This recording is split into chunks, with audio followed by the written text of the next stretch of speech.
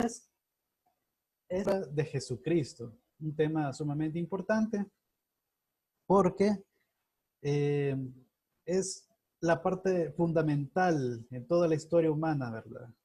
Porque es parte del plan de salvación y es la forma en cómo Dios se glorifica ante nosotros también. Jesucristo fue el resplandor de la gloria de Dios. Y no solo fue, sino que, perdón, es el resplandor de la gloria de Dios. Y Jesucristo es Dios. De acuerdo a lo que estuvimos viendo en la clase anterior, esa es prácticamente la definición de nuestro Señor Jesús, ¿verdad? El Salvador. Hay muchas más, obviamente. El objetivo de la lección va a ser reconocer la obra de Cristo, lo que hizo su ministerio. Habíamos hablado en la clase anterior que fueron 3 años aproximadamente de ministerio, pero que fueron 3 años fundamentales que cambiaron la historia definitivamente. Admirando su obediencia al Padre. Vemos que Cristo Jesús se sujeta al Padre. A pesar de que el Padre, el Hijo y el Espíritu Santo es un solo Dios, son uno. Eh, Más o menos de eso hablamos la clase anterior también, de la unión hipostática de Cristo, esa parte de unión entre lo divino y lo carnal o el cuerpo, no lo entendemos de esta forma también nosotros la Trinidad, la doctrina de la Trinidad no la logramos entender del todo bien, ¿verdad? Pero de igual forma nosotros tenemos un alma, cuerpo y espíritu, y cómo se unen las tres y cómo se sujeta una a la otra no lo sabemos muy bien también. Entonces, son doctrinas muy elevadas a nivel espiritual que no logramos entender del todo, pero sin embargo, eso es lo que pasa. Jesús se sujeta al Padre. También menciona y reproduciendo su ejemplo en la vida diaria. Vamos a ver un poco sobre el ejemplo que nos da. Solo para reforzar un poco la parte que se menciona referente a que se sujeta Jesús a Dios. Vemos en 1 Corintios capítulo 15, versículo 28. Pero luego que todas las cosas le estén sujetas, hablando del Hijo, entonces también el Hijo mismo se sujetará al que le sujetó, a él todas las cosas, para que Dios sea todo en todos. Aquí de una forma bien sutil hace ver eso, ¿verdad? Que Cristo está sujeto al Padre, a Dios. De hecho, Él vino en obediencia a hacer la misión que le correspondía, que era eh, venir a encarnarse aquí en la tierra, vivir una vida perfecta, sin pecado, y morir por nosotros, ¿verdad? Pagando el precio por nuestros pecados para darnos salvación y vida eterna a todos los que por medio de la fe confiamos y creemos y somos fieles a que Jesús fue quien pagó el precio por nuestros pecados. Por Él es que somos justificados, por Él es que tenemos vida, la vida en abundancia que nos prometieron, ¿verdad? La vida eterna. Entonces, eso es un poco solo para justificar ese punto de la sujeción de Cristo con Dios. Ahora, ¿para qué envió Dios a su Hijo en la semejanza de hombre? Esa es una de las preguntas que vamos a contestar con la palabra de Dios. El primer punto es para revelarnos a Dios. O sea, nosotros no podemos conocer o ver muy bien a Dios en el sentido de que Él es espíritu y nosotros no lo vemos físicamente. Además de que en la palabra está escrito de que el que mira al Padre, a Dios, muere, ¿verdad? Y por eso es que Moisés, que fue un siervo fiel a Dios, logró ver un poco del resplandor de sus espaldas, ¿verdad? De su gloria. Pero por eso mismo, porque a Dios nadie lo puede ver, mientras que otra, eh, la otra persona de la Trinidad, en este caso es el Hijo, al Hijo sí se le puede ver y Él es el que nos ha dado a conocer al Padre, porque Él vino a encarnarse y habitó con nosotros. Entonces, vamos a ver en el Evangelio de Juan, capítulo 1, versículo 18. Vamos a leer desde el 17 para tener un poco más de contexto. Dice, pues la ley por medio de Moisés fue dada, pero la gracia y la verdad vinieron por medio de Jesucristo. Aquí podemos ver un contraste entre el pacto anterior, el antiguo pacto, y se puede ver la figura de Moisés como un siervo fiel a Dios. A él se le fue entregado la ley, o por medio de él se le entregó al pueblo, y ese fue el pacto, ¿verdad? Que, o sea, si bien es cierto, ese pacto es santo, la ley es perfecta y todo, ¿verdad? O sea, la ley es la ley de Dios. Eh, para lo que ha servido la ley es para darnos a entender de que nadie de nosotros lo podemos cumplir, ¿verdad? Que no nos podemos salvar por la ley. De hecho, por la ley nadie se va a salvar, ¿verdad? Nadie puede cumplirla a cabalidad. Y eso ya lo habíamos hablado en una clase anterior, cuando hablamos de las doctrinas de la gracia, que o sea, tenemos una tendencia, una inclinación hacia el mal. Entonces, por eso es que nosotros somos pecadores, pues.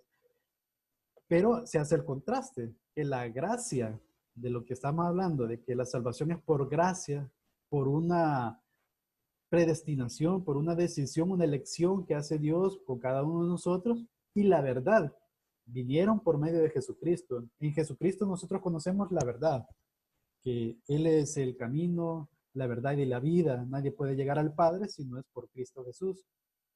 Entonces, gracias a Jesucristo es que nosotros podemos, podemos ser salvos y la justicia prevalece siempre, porque la justicia, ¿cuál debería ser la justicia? Que cada uno de nosotros pagáramos por nuestros pecados. Pero como Jesucristo vino,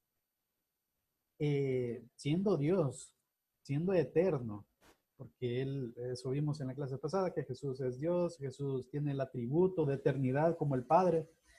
Entonces, Él es el sacrificio eh, el, perfecto, porque Él no tuvo pecados, Él es eterno. Entonces, el sacrificio que hizo por nosotros vale para toda la eternidad y para todo aquel que en Él crea. Entonces, por eso es de que podemos ver ese contraste entre la ley y lo que vino a ser nuestro Señor Jesús con la gracia y la verdad.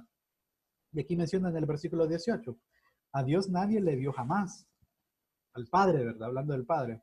El unigénito Hijo, que es Jesucristo, que está en el seno del Padre, ahí podemos ver la íntima relación que está entre el Hijo y el Padre, Él le ha dado a conocer. Entonces podemos ver esa relación, ¿verdad? Y podemos ver que Jesucristo lo que ha hecho es mostrarnos al Padre, que podamos nosotros acercarnos a conocerlo mejor. Luego, siempre en el Evangelio de Juan, capítulo 14, versículos del 7 al 11, nos dice la palabra: si me conocéis, también a mi Padre conoceríais. Y desde ahora le conocéis y le habéis visto. Aquí está diciendo algo bien directo nuestro Señor Jesucristo a sus discípulos. Le está diciendo prácticamente que Él es el Padre. O sea, le está diciendo, si ustedes me están viendo a mí, están viendo al Padre. O sea, si ustedes me conocieras a mí, están conociendo al Padre, le está diciendo tan directamente. Entonces Felipe le pregunta, porque todavía hay dudas, ¿verdad? De que, ¿cómo será eso? Dice Felipe, le dijo, Señor, muéstranos al Padre y nos basta. Entonces el Señor Jesús, estos son de los textos eh, más grandes, o sea, que abren más los ojos a uno a poder ver que Jesús es Dios.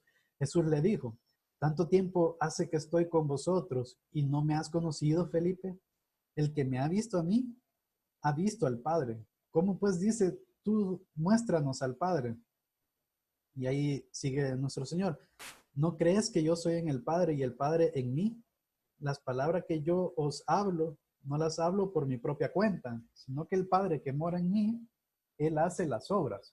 Entonces aquí estamos viendo, ¿verdad? Que Jesucristo les está diciendo que Él es el Padre, básicamente. El que lo ha visto a Cristo, ha visto al Padre. El que conoce al Hijo, conoce al Padre. Ha estado con ellos todo ese tiempo, les ha enseñado y ha hecho todo su misión, lo que tenía que hacer, ¿verdad? ¿No crees que yo soy en el Padre y el Padre en mí? Le dice, las palabras que yo os hablo no las hablo por mi propia cuenta, sino que el Padre que mora en mí, Él hace las obras. Y podemos ver el poder de Dios, creedme que yo soy en el Padre y el Padre en mí. De otra manera, creedme por las mismas obras. O sea, es un punto bien delicado, bien complicado, porque es cierto que para nosotros es bien difícil entender esa unión, como les digo, así como nosotros, alma, cuerpo, espíritu, cómo se unen, la unión hipostática de Cristo, que Cristo era 100% hombre, 100% Dios, la unión de la Trinidad, del Padre, Hijo y del Espíritu Santo, eso no logramos entenderlo completamente, ¿verdad? Pero el hecho es de que Jesús hizo tantas obras, tantos milagros, cambió la historia, antiguo, ¿no? Perdón, antes de Cristo, después de Cristo, o sea, hizo tantos cambios a nivel mundial y que hoy en día la cristiandad es la religión más grande en el mundo. Es indudable entonces que Jesús es el Padre, es uno con el Padre. Entonces, nos revela entonces nuestro Señor Jesucristo al Padre. También otro de los puntos es para proveer un ejemplo para nuestras vidas. Y ahí podemos ver en Primera de Pedro, capítulo 2, versículo 21. Nos dice, pues, ¿qué gloria es si pecamos, perdón, si pecando sois abofeteados y lo soportáis? Mas si haciendo lo bueno sufrís y lo soportáis, esto ciertamente es aprobado delante de Dios. Pues para esto fuisteis llamados, porque también Cristo padeció por nosotros, dejándonos ejemplo para que sigáis sus pisadas. Ahí podemos ver que uno de los elementos, razón de ser de que Cristo también vino, fue para darnos ejemplo, para mostrarnos lo que debemos hacer en esta tierra. Y aquí difiere un poco de la teología de la prosperidad y todo eso, ¿verdad? Porque aquí nos da a entender de que definitivamente el cristiano va a padecer, o sea, ahí mismo lo dice, mas si haciendo lo bueno sufrís y lo soportáis, esto ciertamente es aprobado delante de Dios.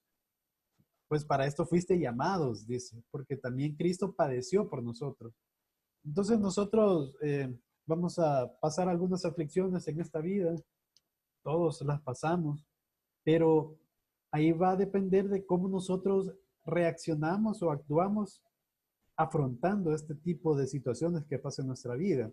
Porque acuérdense que la fe no solamente es creer, sino que la fe tiene que ver con la confianza y la fidelidad que tenemos con Dios. Entonces, si me pasa algo y yo sé que Dios es soberano y tiene control de todo, si me enojo con Dios y yo me aparto, ahí prácticamente mi fe no era la fe que yo creía que tenía, ¿verdad? Porque la salvación nunca se pierde, eso sí, y la fe es un don del Espíritu Santo, nos habla de los frutos del Espíritu.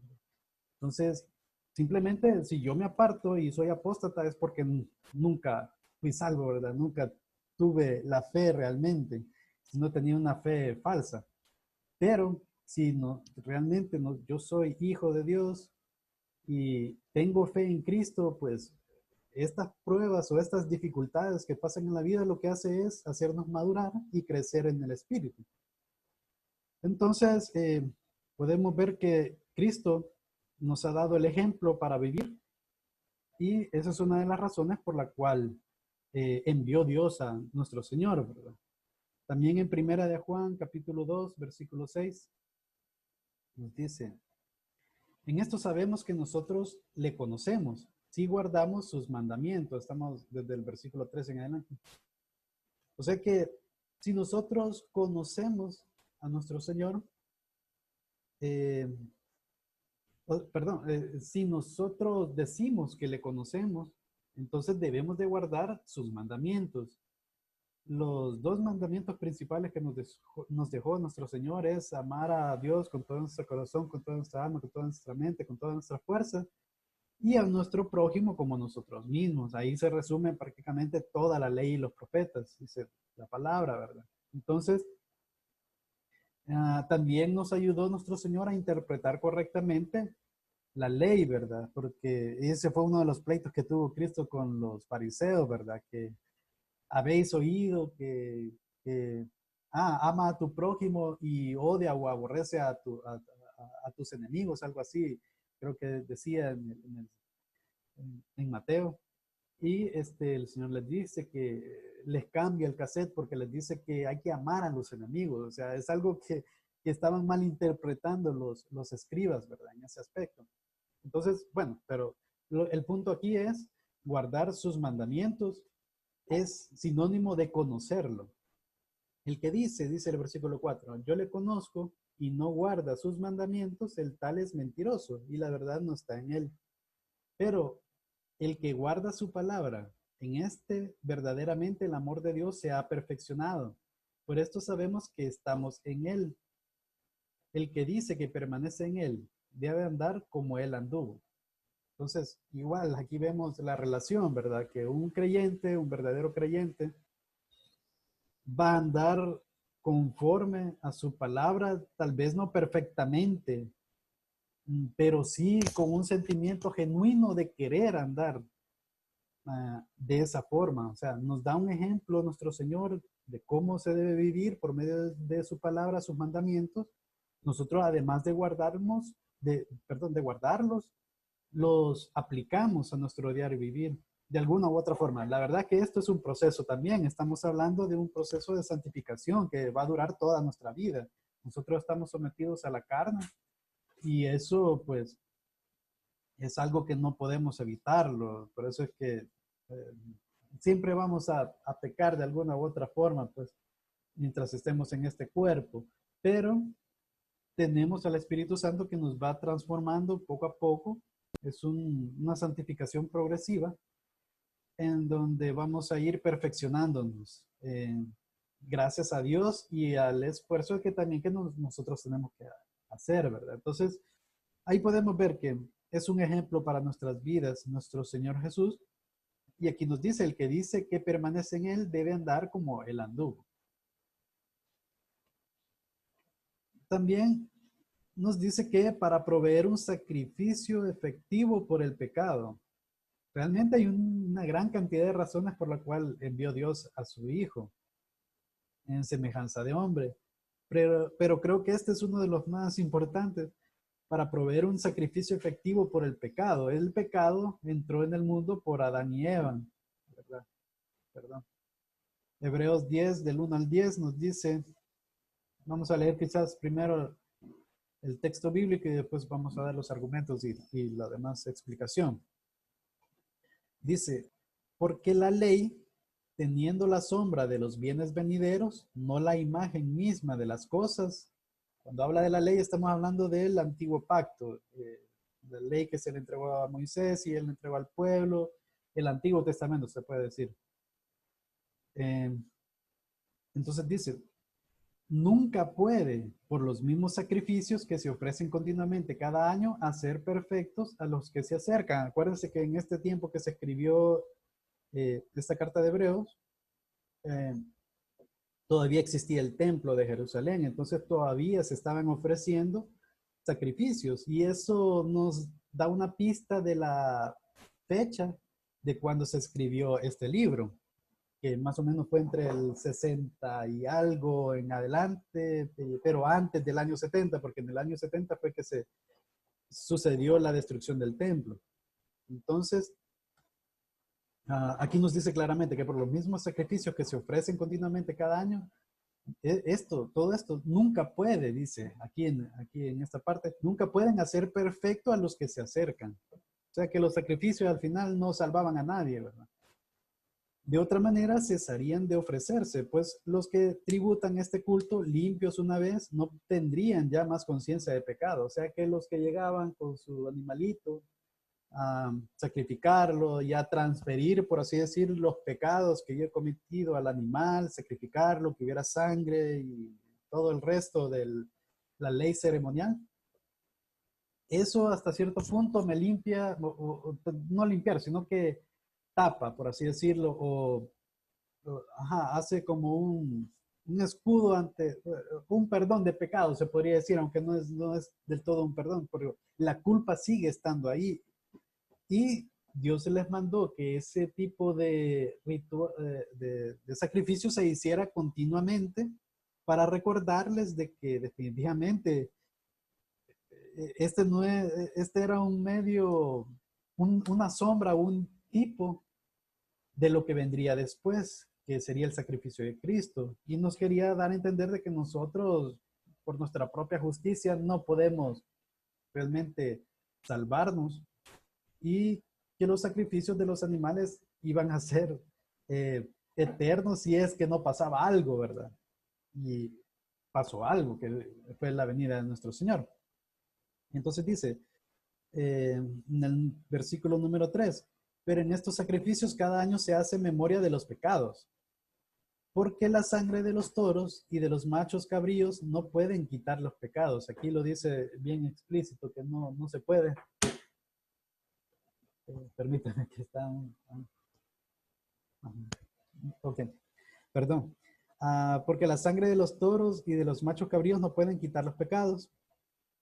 Y aquí hace referencia a un salmo, el Salmo 51, 17. Ya lo vamos a ver un poco más adelante.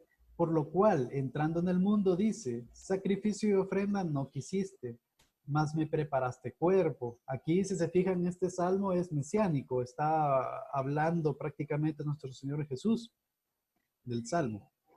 Entonces, me preparaste cuerpo. Ahí estamos viendo la encarnación de Cristo.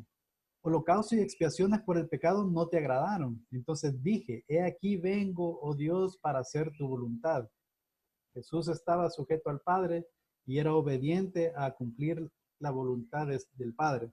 Como en el rollo del libro está escrito de mí, todas las profecías del Antiguo Testamento, el Antiguo Testamento en sí hablan sobre Cristo, en sombras, tipos, figuras, y a veces bastante explícitamente, como Isaías 53, Salmos 22 y un montón de otras profecías que están por ahí. Entonces, esa era la referencia hacia el Salmo que les mencioné. Diciendo primero, sacrificio y ofrenda, aquí yo creo que el escritor de Hebreo fue Pablo. Entonces, diciendo Pablo, está como explicando este fragmento del Salmo. Sacrificio y ofrenda y holocausto y expiaciones por el pecado no quisiste, ni te agradaron, las cuales se ofrecen según la ley ceremonial. Y diciendo luego, he aquí vengo, oh Dios, para hacer tu voluntad. Quitad lo primero para establecer esto último. En esa voluntad somos santificados mediante la ofrenda del cuerpo de Jesucristo, hecha una vez y para siempre. Hecha una vez para siempre. Entonces aquí podemos ver de que una de las razones por la que vino nuestro Señor Jesús es para quitar esa primera parte de los sacrificios ceremoniales para establecer el nuevo pacto, que es en la sangre de Cristo Jesús. Entonces, ahí vemos que provee un sacrificio efectivo por el pecado una vez y para siempre, como Jesús es Dios encarnado, Él es el Todopoderoso y su sacrificio vale para todos nosotros, ¿verdad? Porque Él es eterno y Él fue perfecto, cumplió la ley, es el Cordero sin mancha y logramos entonces por medio de Cristo alcanzar esa salvación y vida eterna. Bueno, ¿para qué envió Dios a su Hijo continuando en semejanza de hombre? Otro de los puntos es para poder cumplir el pacto davídico. Vamos a ver un poco sobre el pacto davídico. En Lucas capítulo 1, versículo 31 al 33, nos dice, y ahora concebirás en tu vientre y darás a luz un hijo y llamarás su nombre Jesús. Este será grande y será llamado Hijo del Altísimo. Y el Señor Dios le dará el trono de David, su padre, y reinará sobre la casa de Jacob para siempre, y su reino no tendrá fin. Bien, aquí podemos ver que dice explícitamente, ¿verdad? Que el Señor Dios le dará el trono de David. Esto para los judíos era algo que bien sabían. Se trataba de una promesa que se le hizo a David de que siempre iba a tener de su descendencia el linaje real y hasta llegar a Cristo, que iba a ser el rey para siempre. Entonces, Jesús es descendiente directo del rey David por linaje de María, su madre. Aunque también José tiene descendencia de Judá, de David, pero creo que es otra línea. No, ahí tendríamos que analizar las genealogías que están en los evangelios, pero es seguro que la descendencia de María sí venía propiamente de la línea de David. Y aquí se hace como una referencia a Isaías capítulo 9, versículo 7. Creo que lo tengo por aquí. Así.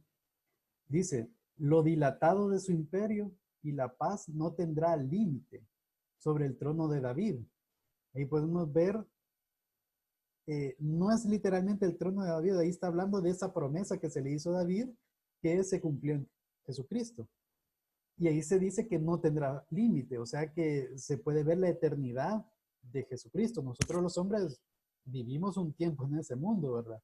Y luego tenemos la vida eterna que ya es otro rollo, ¿verdad? Pero Jesucristo, esta profecía es más que todo para Jesucristo y sobre su reino, disponiéndolo y confirmándolo en juicio y en justicia desde ahora y para siempre. El celo de Jehová de los ejércitos hará esto. Entonces ahí podemos ver que hay una relación entre esos dos textos. Y creo que tengo, ajá, y también hay relación con este salmo, el Salmo 89 del 26 al 29. Él me clamará, mi Padre eres tú, mi Dios, y la roca de mi salvación. Yo también le pondré por primogénito, hablando de Jesucristo, el más excelso de los reyes de la tierra. Para siempre le conservaré mi misericordia y mi pacto será firme con él. Ahí podemos ver el nuevo pacto en la sangre de Cristo Jesús. Pondré su descendencia para siempre y su trono como los días de los cielos, dando a entender de que ese reinado es eterno, definitivamente. Entonces ahí podemos ver la relación entre el pacto davídico cumplido en Cristo Jesús. También podemos ver que otra de las razones para que Dios haya enviado a su Hijo en semejanza de hombre es para destruir las obras del diablo. Y esto lo vamos a ver en Primera de Juan, capítulo 3, versículo 8. Ajá. El que practica el pecado es del diablo, porque el diablo peca desde el principio. Para esto apareció el Hijo de Dios, para deshacer las obras del diablo. Y aquí, pues, estas palabras pueden asustar a muchos, ¿verdad? Porque ¿quién no hace pecado? ¿Quién no peca? Pero aquí la palabra clave que hay que analizar es la palabra practica. Una persona que practica es una persona que ya tiene un hábito. Entonces, cuando se tiene un hábito, ahí sí habría que analizar y ver de qué forma hay que poder quitarse ese pecado de alguna u otra forma, ¿verdad? Porque, eh, y como les mencioné en otra ocasión, ¿verdad? Que cuando uno es salvo por la fe, que uno cree en Dios, hace una confesión pública de la fe y llega el Espíritu Santo donde uno, no es de que automáticamente hay una transformación y desde ahí en adelante ya no peco, ¿verdad? Hay una regeneración, eso sí, hay un cambio de naturaleza. Pero sin embargo, esa naturaleza, ese Espíritu Santo que está en mí, sigue morando dentro de mi cuerpo carnal y eso me hace que siga existiendo esa inclinación hacia el pecado. Entonces, por eso es que nosotros, siendo cristianos, siendo hijos de Dios, todavía pecamos, porque hay una guerra espiritual en ese sentido, que está el cuerpo carnal me pide, o viejo hombre, o no sé, hay varias formas de cómo mencionarlo. Él está queriendo eh, que nosotros complazcamos esa carne con placeres y cosas que no son agradables a Dios. También está el mundo. El mundo, por su parte, atrae a las personas a pecar. Están queriendo legalizar el aborto, están queriendo ver o adoctrinar inclusive los niños con la ideología de género. Están queriendo, bueno, y ustedes saben cómo está el mundo de corrupto, ¿verdad? Los medios de comunicación, los artistas, la música, el cine, o sea, todo está eh, como confabulando para que nosotros podamos apartarnos de Dios. Obviamente hay cosas que son buenas también, ¿verdad? Hay películas cristianas, hay música cristiana, que uno que otros cristianos también nos deja mucho que desear, ¿verdad? Por ejemplo, hace poco salió una noticia que Jota o Jota, creo que se llama, un muchacho que prácticamente se declaró gay y se salió de la música cristiana. Estaba otro de Hillsong el año pasado, creo que pasó, que se hizo ateo y bueno, o sea, ahí logramos ver de que los que están con nosotros en el cristianismo y permanecen, esos son los verdaderos cristianos, ¿verdad? Y los que se salen eh, no son cristianos, nunca fueron salvos, ¿verdad? Obviamente nosotros no sabemos quién es salvo y quién no, ¿verdad? Solo Dios lo sabe. Eh, Va a ser probada nuestra fe por esa razón, ¿verdad? Y al final, cuando muramos o el Señor venga por nosotros, ahí vamos a saber en verdad nuestra salvación. Obviamente hay una seguridad de la salvación de cada uno de nosotros, ¿verdad? Que si nosotros permanecemos fiel en Él, entonces seguramente nosotros tenemos esa confianza, esa seguridad de que Dios ha pagado por nuestros pecados y tenemos al Espíritu que nos va transformando. El punto aquí con este texto bíblico es de que Él vino a destruir o deshacer, dice la palabra, las obras del diablo. Eh, perdón, y también otro de los detalles de que Él es una entidad, es el acusador, calumniador, es tentador, tiene sus secuaces, los demonios, ¿verdad? Y ellos pueden como inyectarnos ideas o mostrarnos algún tipo de cosa en algún momento, tal vez no físico, ¿verdad? Sino todo es más que todo en la mente, en la guerra espiritual, eh, de tal manera que nosotros caigamos. Entonces tenemos esos tres pilares que nos pueden hacer caer, ¿verdad? El mundo, el diablo y los malos espíritus, todo eso, y la carne. Entonces, eh, el Señor vino a deshacer las obras del diablo. Por eso es que por su fruto se conocerán, dice la palabra, ¿verdad? Hay que tener cuidado con eso. Otra de las razones fue para poder ser un sumo sacerdote compasivo. Aquí tenemos que ver un poco la figura del sumo sacerdote. Tal vez en la palabra, eh, en, en los textos bíblicos que yo les he puesto no se explica mucho eso, pero el sacerdote era un intermediario en los tiempos del antiguo pacto.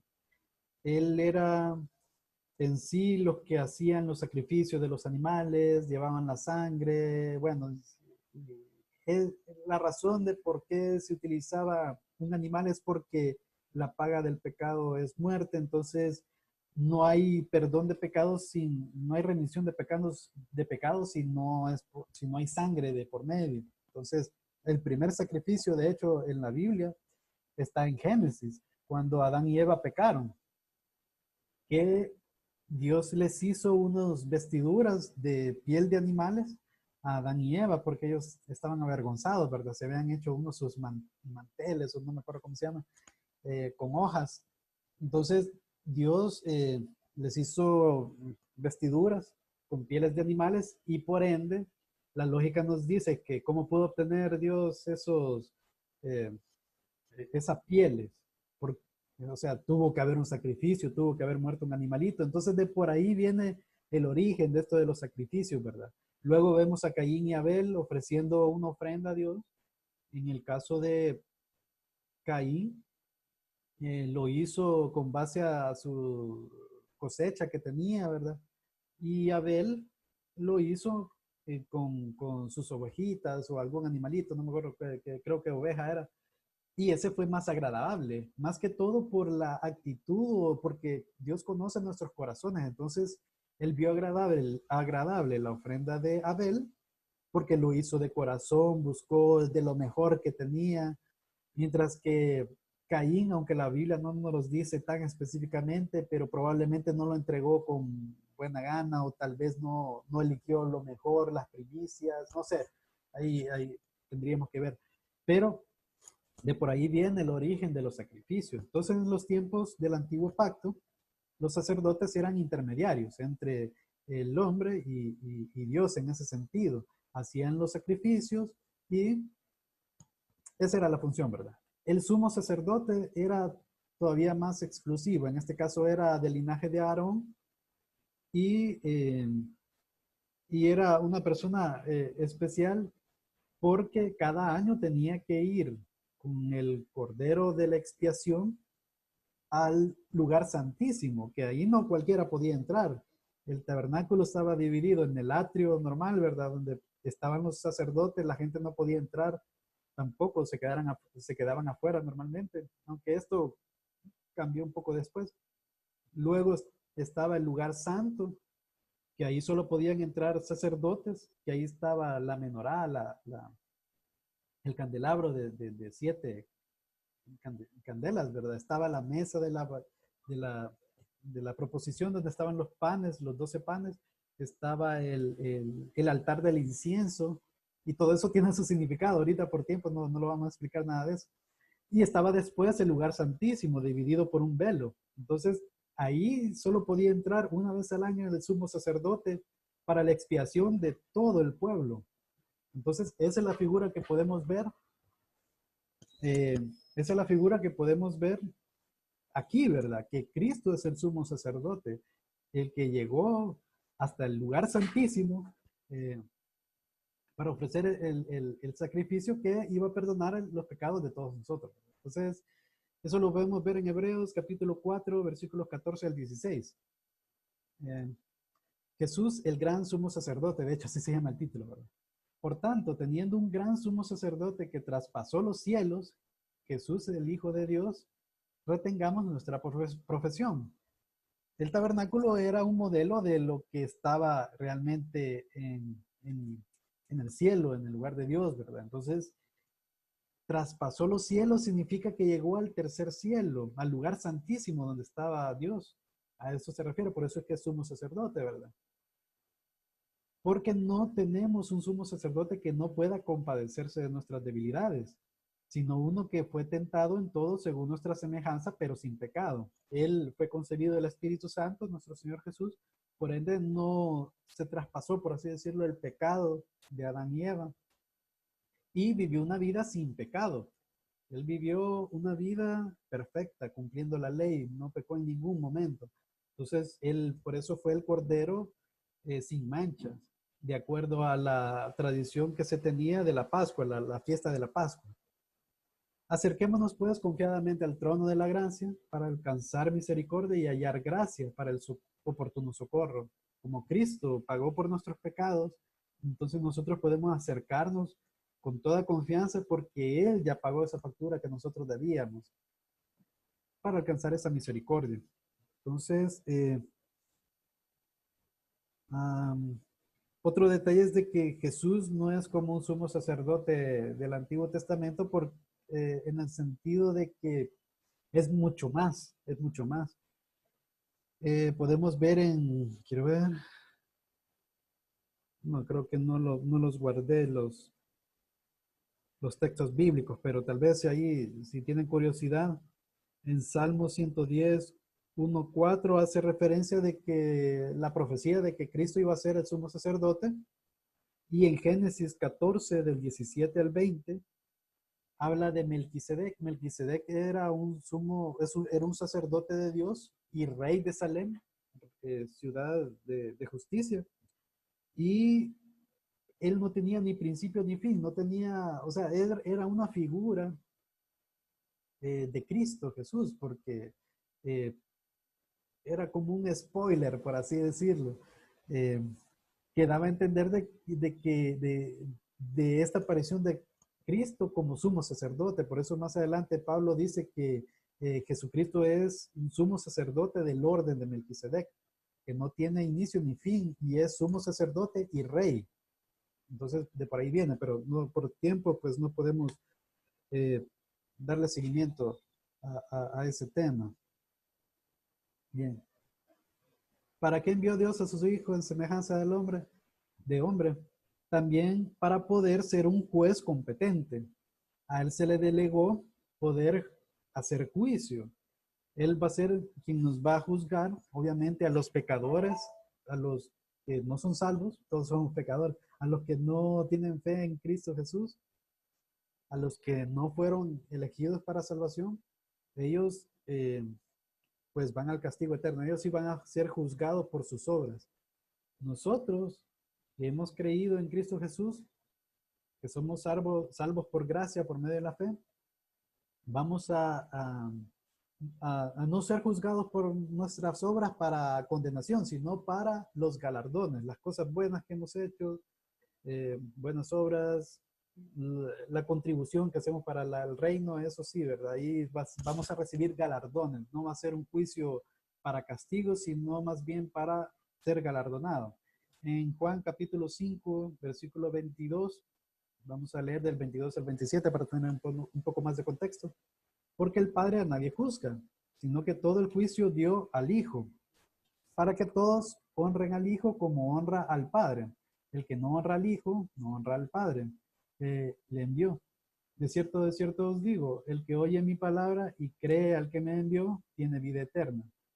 Y no vendrá a condenación, mas ha pasado de muerte a vida. Ahí podemos ver ese cambio que tenemos al conocer realmente a Jesús, ¿verdad? Que pasamos de muerte a vida y podemos ver que el Padre ha delegado la tarea de juzgar al Hijo. Ahí lo dice claramente, sino que todo el juicio dio al Hijo. ¿Para qué le dio todo el juicio al Hijo? Para que lo honren como honran al Padre. Entonces, Cristo Jesús es exaltado hasta lo sumo, ¿verdad? Por toda la obra que hizo y es honrado por el Padre.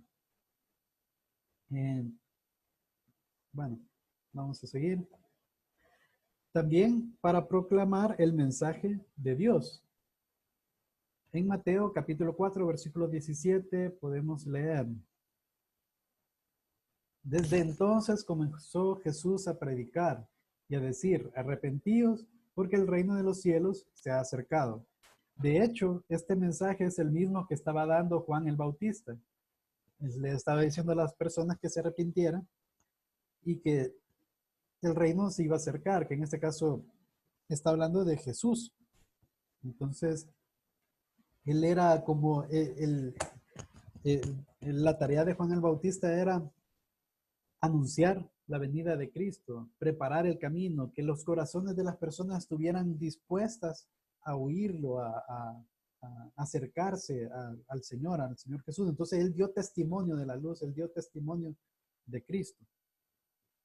Bien, permítanme. Sí. Luego tenemos Mateo capítulo 7, versículo 29.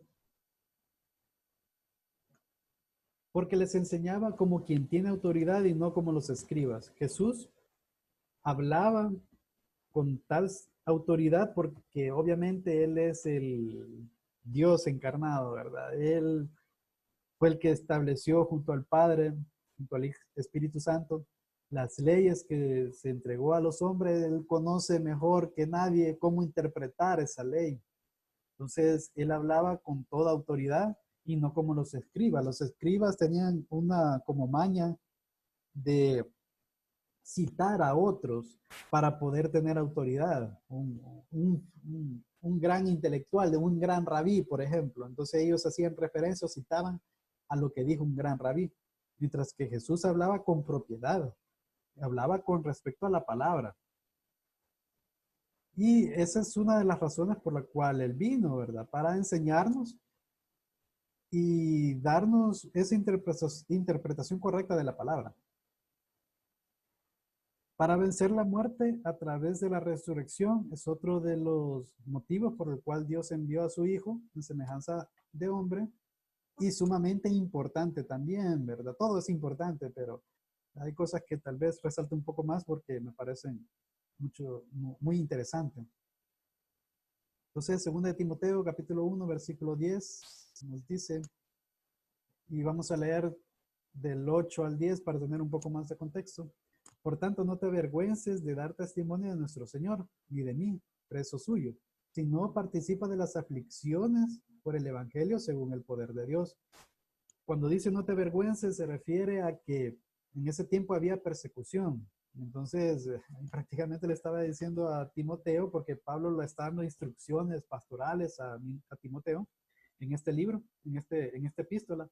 Entonces le está diciendo que no se preocupe, que no se avergüence, que siga adelante, aunque haya persecución, aunque haya inconvenientes, aunque hayan aflicciones inclusive, debe de seguir adelante. ¿Quién nos salvó y llamó con llamamiento santo? Este llamamiento santo es algo que vimos en las doctrinas de la gracia, la gracia eficaz o llamamiento eficaz, no conforme a nuestras obras, sino según el propósito suyo y la gracia que nos fue dada en Cristo Jesús antes de los tiempos de los siglos.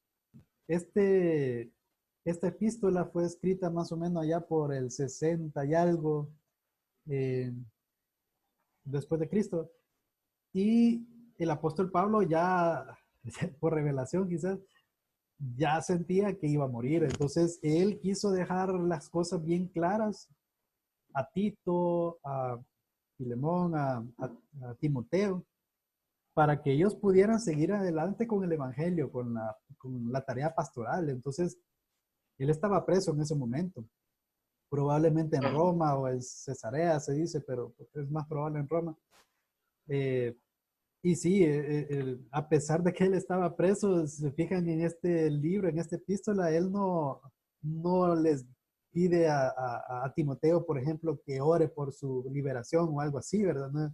Es un concepto diferente que nosotros ahora tenemos, que cuando tenemos algún problema o algo, nosotros pedimos que nos saque de ese problema Dios. Y está bien, o sea, está bien. Pero la mayor preocupación que tenía el apóstol era dar instrucciones a Timoteo, porque, o sea, el evangelio no podía parar, ¿verdad? Entonces, sí, ese es un buen dato, hermano, de que el apóstol Pablo aquí estaba preso y estaba dando instrucciones claras a Timoteo. Quiero ver, bueno, aquí estamos hablando de el llamamiento santo, no conforme a nuestras obras, dice, sino según el propósito suyo y la gracia que nos fue dada en Cristo Jesús antes de los tiempos de los siglos. Este llamamiento es un llamamiento eficaz. Está hablando sobre la, la, sí, la santidad posicional. Esto es un poco teológico, pero la santidad posicional es de que nosotros somos sellados por el Espíritu Santo y ahora nosotros somos hijos de Dios. Obviamente al tener fe en Cristo, al poder entrar dentro de la gracia de Dios, ¿verdad? Entonces, a ese llamamiento es al que se refiere. Y luego dice, pero que ahora ha sido manifestada por la aparición de nuestro Señor, nuestro Salvador Jesucristo, el cual quitó la muerte y sacó a la luz la vida y la inmortalidad por el Evangelio. Entonces, ahí vemos que Jesucristo apareció en escena en el mundo para salvarnos, quitó la muerte en el sentido de que ya la muerte ya no, o sea, muy probablemente muchos de los que estamos aquí vamos a llegar a la muerte, si es que no viene el Señor por nosotros antes. Pero esa muerte no llega, o sea, nosotros no llegamos hasta ahí, ¿verdad? La vida eterna sigue y nos sacó a luz la vida. Acuérdense que Cristo es la vida, es la luz, según Juan capítulo 1, y la vida de los hombres también es, entonces Jesús vino para darnos vida en abundancia, ¿verdad? Esa vida en abundancia a la que se refiere es la eternidad. Entonces sacó a la luz la vida y la inmortalidad por el Evangelio. Entonces, gracias a Cristo, nosotros podemos, bueno, Cristo venció la muerte a través de la resurrección y nosotros tenemos esa esperanza de gloria de poder llegar a la resurrección y poder estar con Él en la vida eterna. Ahora vamos a ir un poquito rápido por la hora. La importancia de la resurrección de Cristo. Primero, para su persona. Vamos a leer Mateo capítulo 20 del versículo 19. Y le entregarán a los gentiles para que le escarnezcan, le azoten y le crucifiquen. Mas al tercer día resucitará. Aquí podemos ver que Cristo sabía lo que iba a pasar, tenía claro su misión, y le estaba dando le estaba diciendo a sus apóstoles, a sus discípulos, de que lo iban a entregar al Mesías, al Cristo, lo iban a entregar a los gentiles para que lo escarnezcan, o sea, todo el sufrimiento, lo que padeció antes de ser crucificado, luego la muerte de él, y hasta les dice que al tercer día resucitará. Él les está diciendo, declarando todo lo que va a hacer. Entonces esa era su misión, era importantísimo para él poder cumplir todo eso.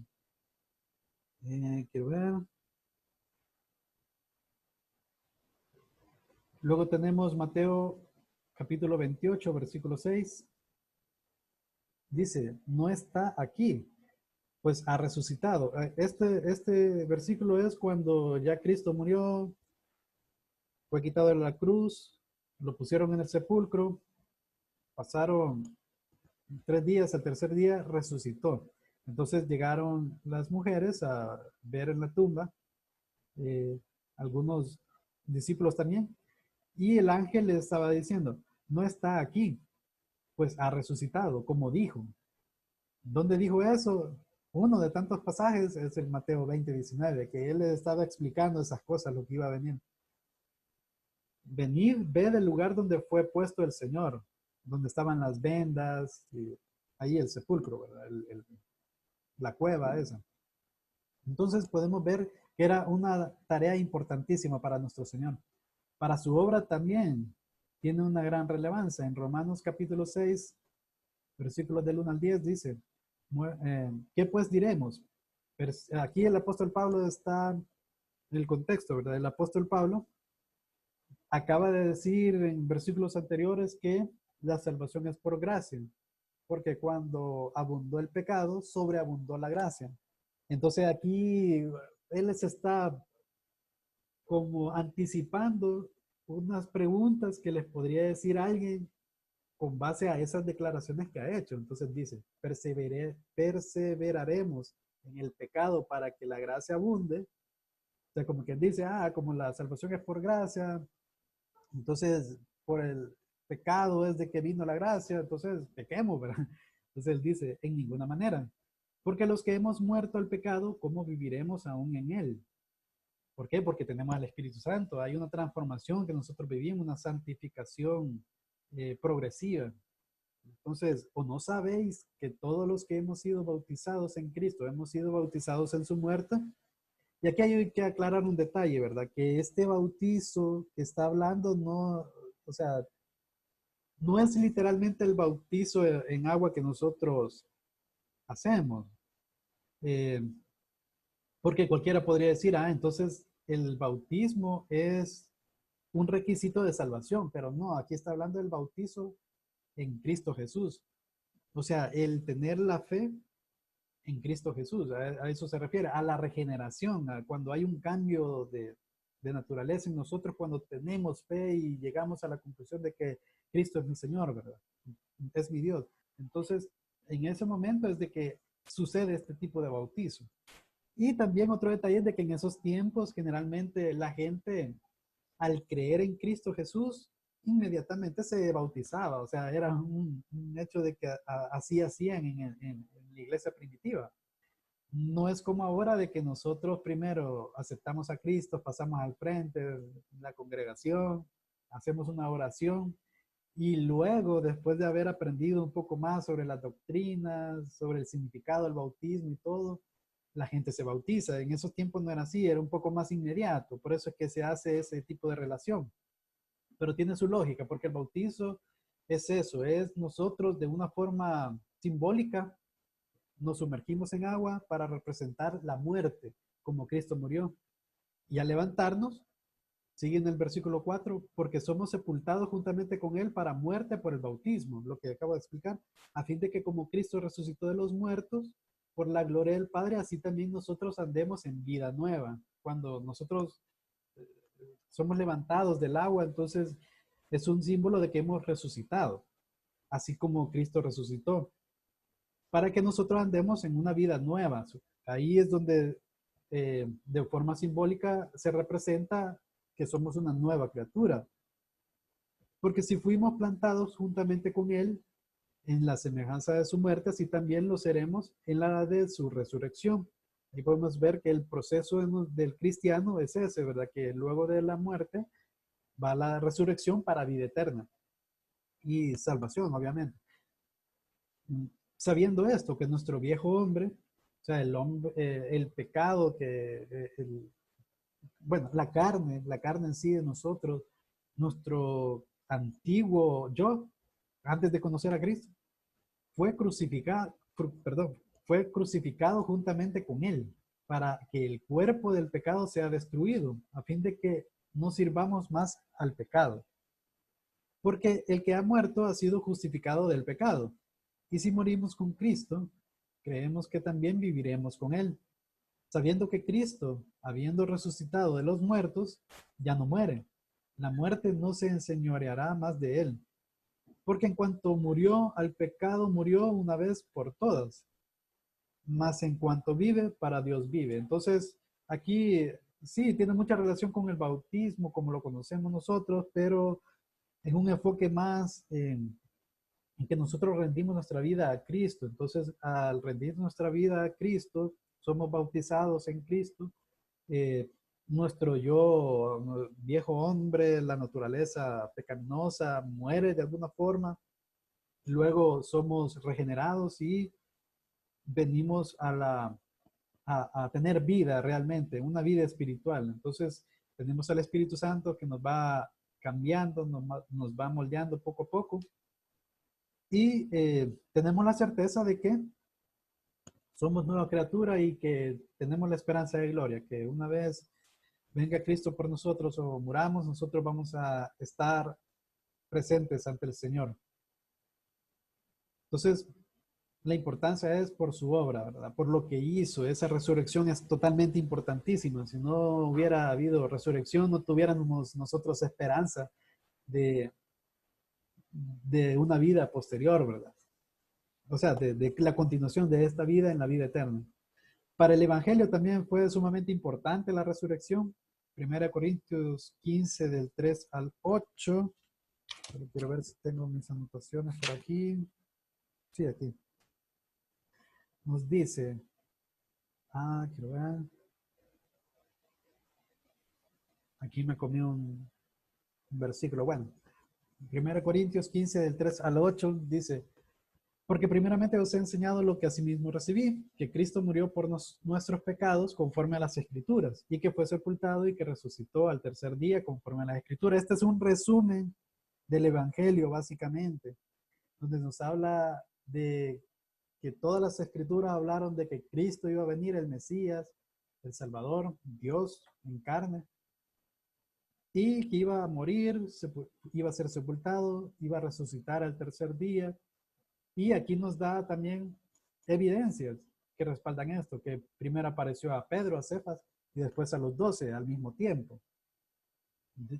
Hablando de Matías aquí, no de Judas, ¿verdad? El traidor. Después apareció a más de 500 hermanos a la vez. Hay más testimonios de eso, de los cuales muchos viven aún y otros ya duermen. Después apareció a Jacobo, después a todos los apóstoles nuevamente, y al último de todos, como un abortivo, a Pablo, le apareció. A Romanos 4:25 también, creo que dice, el cual fue entregado por nuestras transgresiones y resucitado para nuestra justificación. Ahí está clarísimo que la resurrección eh, fue totalmente necesario para el Evangelio. También fue importante para nosotros. En 1 Corintios 15, 13 al 19, aquí había un texto relacionado al otro, pero no lo vamos a saltar. Porque si no hay resurrección de los muertos, tampoco Cristo resucitó. Esta es una apología de la resurrección de Cristo. Da 6 razones o con 6 consecuencias de no haber habido resurrección. ¿Qué pasaría si no hubiera existido la resurrección? Entonces dice, tampoco Cristo resucitó. Y si Cristo no resucitó, vana es entonces nuestra predicación, vana es también vuestra fe. Y somos hallados falsos testigos de Dios porque no estamos diciendo la verdad, porque hemos testificado de Dios que Él resucitó a Cristo, al cual no resucitó, y si en verdad los muertos no resucitan. Entonces, porque si los muertos no resucitan, tampoco Cristo resucitó, y si Cristo no resucitó, vuestra fe es vana. Aún estáis en vuestros pecados, estamos muertos en nuestros delitos y pecados. Entonces también los que durmieron en Cristo perecieron, hasta ahí llegaron. Y si en esta vida solamente esperamos en Cristo, somos los más dignos de conmiseración de todos los hombres. Entonces, por eso es que es sumamente importante que nosotros tengamos la confianza y la fe y la certeza de que Cristo resucitó. Y aquí dice el apóstol, ¿verdad? Mas ahora Cristo ha resucitado de los muertos. Primicias de los que durmieron es hecho. Porque por cuanto la muerte entró por un hombre, en Adán, también por un hombre la resurrección de los muertos, en Cristo Jesús. Porque así como en Adán todos mueren, también en Cristo todos serán vivificados, pero cada uno en su debido orden.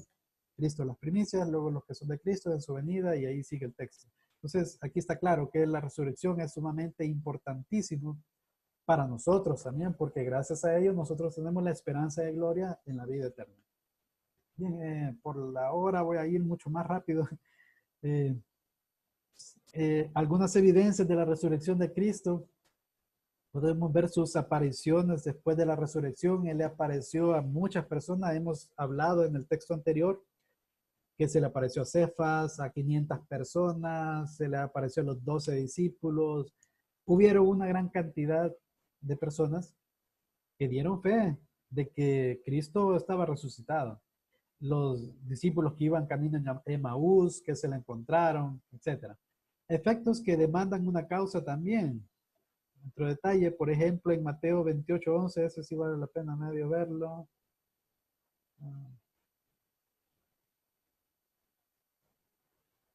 Dice, aquí este texto lo que nos dice, Mateo 28 del 11 al 15, es de que los guardias fueron a la ciudad y dieron aviso a los principales sacerdotes de todas las cosas que habían acontecido, de que llegó el ángel, que se asustaron y porque ellos estaban guardando la tumba de Cristo.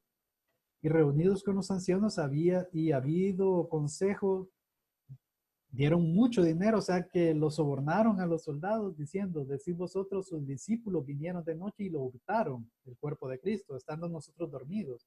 Y si esto lo oyera el gobernador, nosotros lo vamos a persuadir y os pondremos salvo. O sea que ellos estaban confabulando, o sea, estaban tan cegados de que no querían reconocer la resurrección de Cristo. Entonces, ahí vemos los efectos que demandan una causa. O sea, ellos actuaron de esa forma por la causa de la resurrección de Cristo.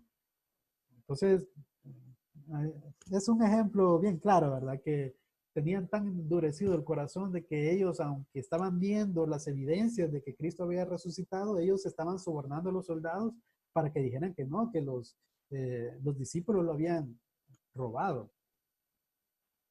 Luego vemos otros versículos que no los vamos a ver con detalle por cuestión de tiempo. Los resultados de la resurrección de Cristo es un nuevo cuerpo. Él tiene un cuerpo celestial, un cuerpo glorificado, el cual tiene conexión con su cuerpo terrenal no resurrecto. ¿En qué sentido? En las marcas de Cristo. Él, por ser el primero de la resurrección y por lo que significó el sacrificio, la inmolación que tuvo.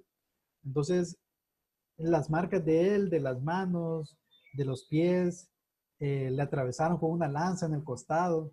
Entonces, todas esas señales todavía las tienen en su cuerpo glorificado. Solo que me imagino que era un cuerpo mucho más eh, perfecto, obviamente, perfecto, porque los discípulos como que no lo reconocieron al principio, y de eso habla Juan 20:20, que llegó un momento que lo reconocieron, obviamente, cuando partió el pan, ellos se recordaron de Cristo. Retuvo entonces las heridas infligidas por la crucifixión Ahí, por cuestión de tiempo, no los vamos a leer los versículos, pero les voy a compartir la presentación para que lo puedan ver.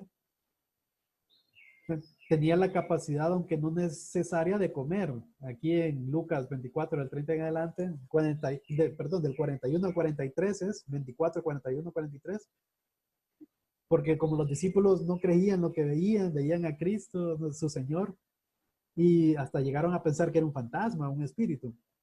Entonces les pidió algo de comer y le dieron pescado con miel. Esa combinación como que no va, ¿verdad? Pero ahí, bueno, es cuestión cultural, me imagino que algo así comían antes, no sé.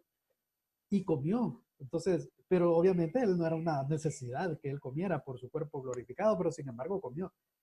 Sopló sobre los discípulos y bueno, el cuerpo tenía carne y huesos para comprobar que él no era únicamente un espíritu, sino que se manifestaba en forma visible. De hecho, tenía también superpoderes, por así decirlo, de que lograba teletransportarse de un lugar a otro.